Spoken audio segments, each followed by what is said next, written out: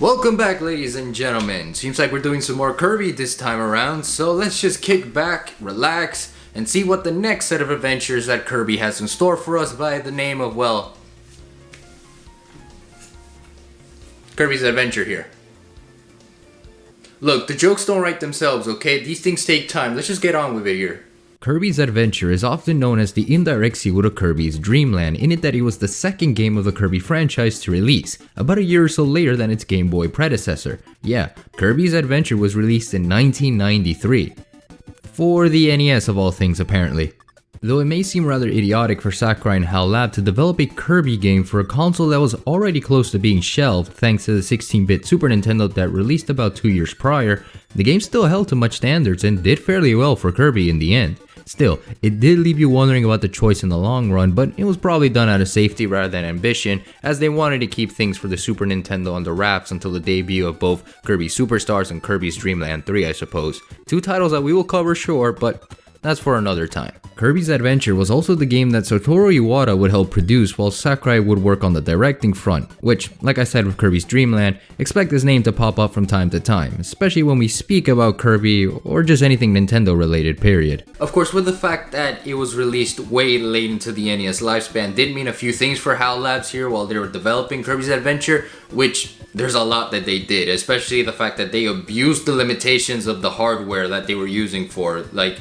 that's for something that I'll cover for later in case you're wondering, so keep that as a side note and let's just discuss the overview of Kirby's Adventure. Before diving into the story, just wanted to point out how cute the game starts by demonstrating how to draw Kirby before slapping him with a paintbrush to demonstrate its official color palette, which I should stress was a shock for the American audiences when they realized that, wait, Kirby's pink? That, and whenever you do pause the game, you see Kirby trying to draw himself but done very poorly. Oh man, he's so goofy and adorable, I absolutely love him, but let's get down to that plot summary real quick. The story this time involves Kirby one day taking a sweet nap in the world of Dreamland, only to then wake up and realize that, oh crap, where are my dreams? And like him, the inhabitants of Dreamland are also not receiving theirs. Due to this, Kirby sets out on an adventure to the fabled Fountain of Dreams to reclaim those dreams with the help of the Star Rod, and that's about it for this adventure really? Well, in a few instances, as this game does introduce a few new things into the Kirby lore. Towards the end of the adventure, you see that the reason behind why no one in Dreamland can dream is because it turns out that King Dedede was the one behind it all along,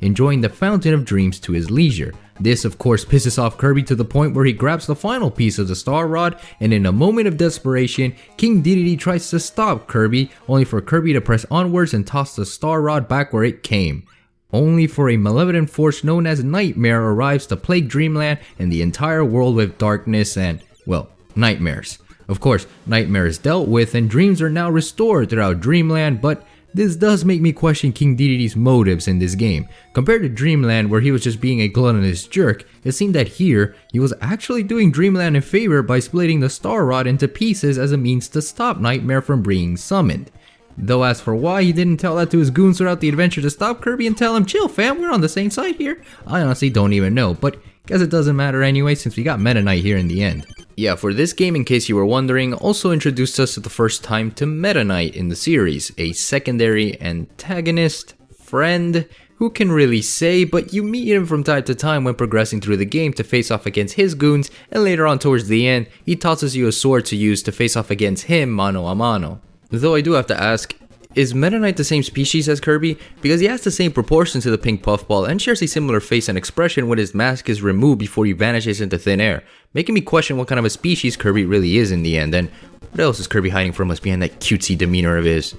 Oh hey, Meta Knight tossing some invincible candy, guess it means well in the end.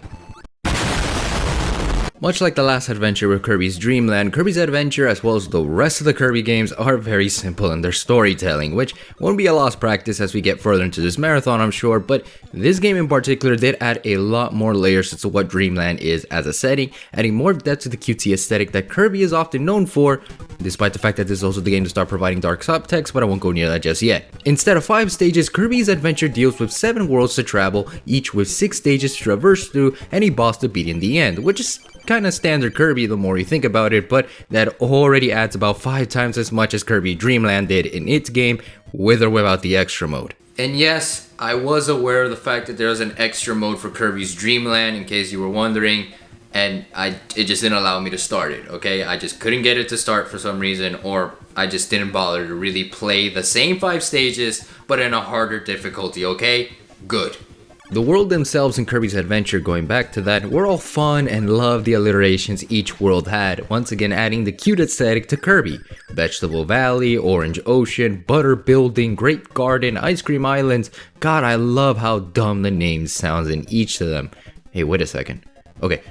quick sidebar here, since it's been bothering me the more I look back at the footage of my playthrough here, but if the whole purpose of this game was because Kirby was unable to dream and needed to retrieve those dreams back to Dreamland, then how the hell is he even dreaming about food when he arrives at Ice Cream Islands? Was this a misdirect on the story's behalf? Was Kirby the true villain all along? And why is he so damn hungry all the time? Questions that I am sure no one will get the answers to. Every stage in this game even screams a level of fun, diversity, and platforming that takes Kirby to the next level, making Kirby's Adventure a game worth playing in my opinion. Also, yes, I am aware that the names of each world spell out Roy G. Biv backwards, which makes its adventure more acute than it already is, even though we are playing a game that involves us eating things whole. I had fun exploring through them, and man, they definitely are far superior to the level design of Kirby's Dream Land, that's for sure. I know that sounds a bit unfair given that this Kirby game in particular was for a console as opposed to a handheld like Kirby's Dream Land, but it just shows the moment you enter the first stage, the stages are bigger, wider, and have more to offer in terms of traversal and in exploration,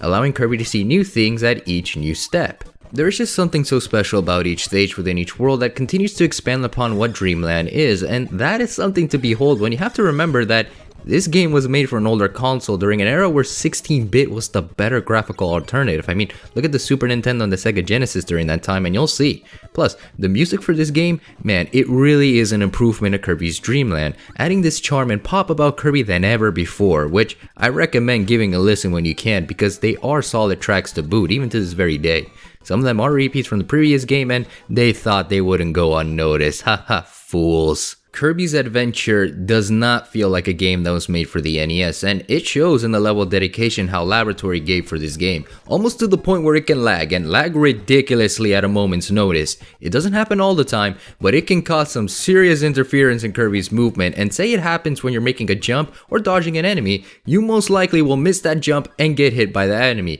causing you to lose a life or lose your pacing. Yeah, this happened to me a lot of times, and thankfully I played this on the NES online service you can get on the Switch if you cough up $20 a year to use it, allowing me to rewind back to a safer point in the game to continue on with my adventure here and not make the same mistake twice. And I should also stress this point too, because while Kirby games are not hard, this one was certainly the most challenging I find. Now with the lag withstanding, Kirby's Adventure adds more depth to Kirby's level design as stated beforehand, which is both a benefit and a slight detriment, as this also means that, in terms of enemy placement, wow, it sure messed me up big time. Either this game had it out for me or the devs of this game really wanted to make each stage not feel empty and decided to throw in a bunch of enemies left and right for the sake of a challenge. On top of that, considering that this is once again an NES game, that means enemies respawn when you are away from them, and if you've played, let's say, the Mega Man games, that means if you want to go back and see what you missed out on, or you just want to explore unknown territories, that means you'll have to go back and pray that the enemy placement doesn't screw you over, because it will if you are not careful.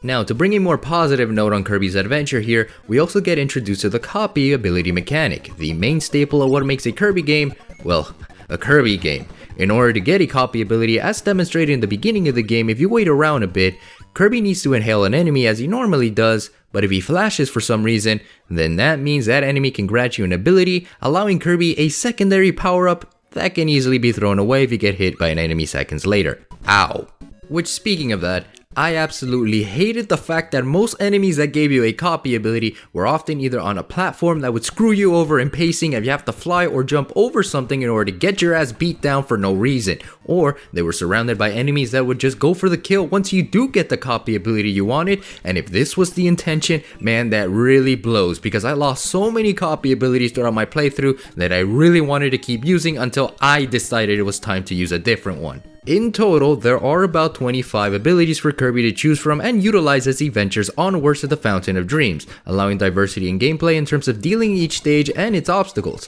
Kirby can wield a sword, a hammer, turn into a wheel to go fast and furious as he's Tokyo drifting I guess, spit fire or ice to roast or freeze enemies, and even suplex your ass if you're not looking, allowing a sense of creativity into the mix when traversing each world. Now my favorites while playing were the beam and laser abilities because they can get rid of enemies from afar, making platforming a little bit easier to maintain I guess, and the sword because I mean it's a sword, who doesn't like swords, and it's kind of fun to see Kirby go slish and slash, I mean it's Kirby of all things. And lastly the wheel and fireball abilities because I mean they make dealing with enemies easier and they don't disrupt the pace in terms of platforming as well, though with the wheel ability do be careful with it because it makes Kirby quite fast and slightly hard to control, but it's a fun visual to look at overall, especially if Kirby ends up falling to a pit afterwards.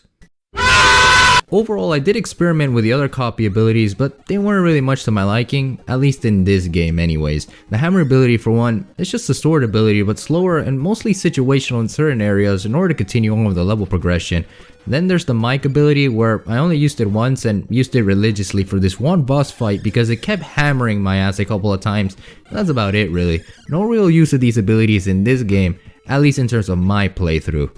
I will say this though, kinda wish they put more effort into the Kirby sprite work when it comes down to the copy abilities, as well as obtaining one that isn't just the freeze ability, where he's just blue and white in color palette. I mean, for the rest of the copy abilities, he just has this golden shine to him, making it feel a bit boring when obtaining one unlike the later games, especially with Superstars. Much like Kirby's Dream Land, I did find some struggle in platforming here with Kirby, as Kirby, though smooth in animation he is, as it shows here, still felt like a hindrance to control, especially with the aforementioned challenges this game already throws at you. I kid you not, but Kirby in this game felt unresponsive to the controls, and whether it was because of the NES Switch emulation or because the game was like that when it released initially, I will never know, but it did frustrate me a lot to see that Kirby did not jump when I clearly pressed the A button, he did not move to the side I wanted him to move despite clearly pressing that direction, and I swore the amount of times I activated his fly ability while I was moving forward frustrated me and definitely makes this game janky and outdated. Sure, you can blame it on the way I play my platformers recklessly, which is partially because of the classical conditioning that Sonic games gave me whenever I play those, wanting to get to the end as fast as possible, but I honestly do not care. There is still some graphical flaws in this game, and there were moments that just annoyed me tremendously, especially since I enjoyed the sprite work from this game compared to Dreamland, even though they do share the same similarities the more I see Kirby now that I think about it. There were so many instances where I had to use the rewind feature of the NES Online emulation as mentioned before, especially against boss fights since there are so many of them in this game compared to Kirby's Dream Land. I'm telling you, expect a mini boss fight in every 1 or 2 stages, and each boss, though diverse and unique compared to the first game, except you Crackle the Cloud, I'm still pissed about our previous encounters, kiss my ass, they're all tough and do require some level of understanding as to how they function, which can add some unnecessary difficulty in a Kirby game of all things. Despite that, I still find myself enjoying this platformer because of the presentation and the amount of care HAL Labs put into it. I'm telling you, no, I am showing you that the pixel art is phenomenal, definitely one of the NES best in terms of graphical utility, and it made Kirby's travels here all that more vibrant and colorful.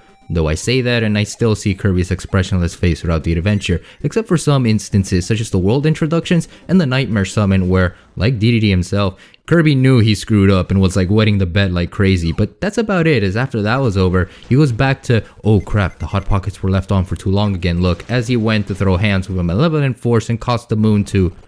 blow up? Holy shit, Kirby pissed on the moon before Sonic Adventure 2 would do that later on. Guess that explains why Sonic isn't Smash since the Brawl days. For all you Sonic fans out there watching, I hope you got that reference. In fact, the more I say about Kirby's Adventure, the more I realize that this game felt like the intended Kirby experience that HAL Labs wanted initially for the Game Boy. The reason I say this is because the more I ventured through the level design here and experienced the overall feel to this game, the more I felt like Kirby's Dream Land was like a tech demo to see if Kirby would get a reception or not before wanting to go further with the franchise. Hence this game and plenty of others that we're going to tackle in the future, I'm sure. Kirby's Adventure, to me at least, is the first proper Kirby game, in it that it has everything that makes Kirby games the way that they are today, be it with the level design, the world traversal, stage selections, and of course the very copy abilities themselves. If I were you, I would start your Kirby adventure with this one, since it has more to offer than Dreamland, that's for sure, and it adds more flavor to a simple formula that was already established.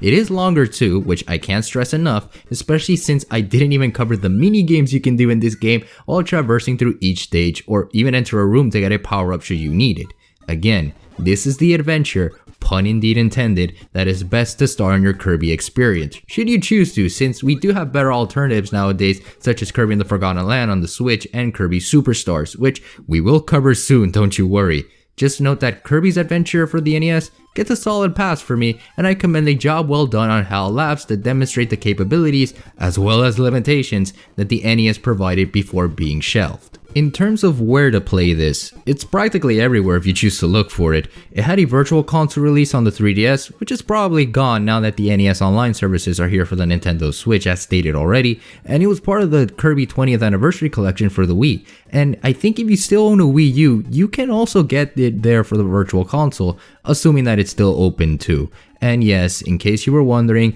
I do know that Kirby's Adventure does have a remake by the name of Kirby Nightmare in Dreamland for the Game Boy Advance, but we will cover that one separately since I figured there are some things in that game that I would want to emphasize there instead of here. But alas, it's now time to wrap things up with Kirby's Adventure here, and the next time we do jump into that, it'll probably be with the remake, but we're not there yet because the next time we're diving into the Kirby franchise, it's gonna be a 2-for-1 special. Yeah, I'm gonna be diving into both Kirby's Dream Land 2 and Dream Land 3 for the Game Boy and Super Nintendo respectively for the next time we dive into the Kirby franchise. And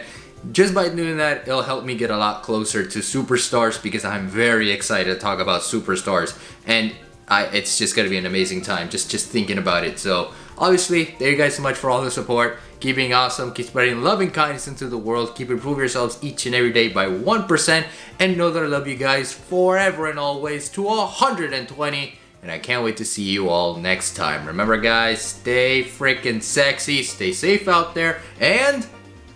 take care.